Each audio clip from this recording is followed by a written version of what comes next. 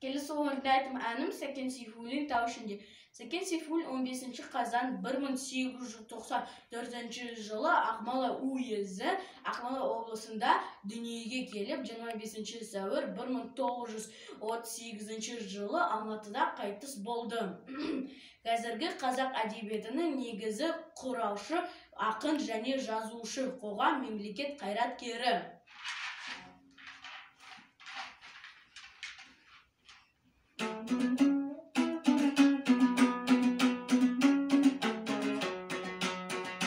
Мен келем тау ішінде,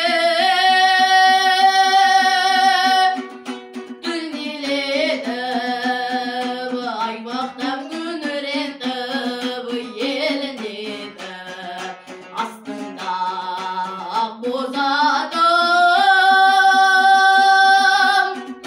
сылаң қағып, жалдақтап қолақтарым елінетіп. Ақбозат менің тұлпарым, шалқыған күнін сынақын, көкірек келіп өттім мен, ауаның жазғы жұмбағым.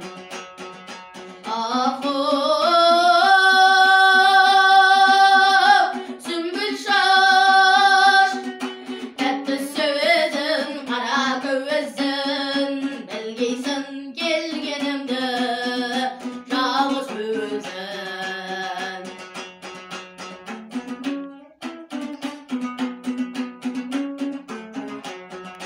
Ән салым есім айтып, жаяулатып, ырғалтып шіркіп тағы баялатып, толқындың құбылған әнімде есіп, тыңдап сіңіріп қақпа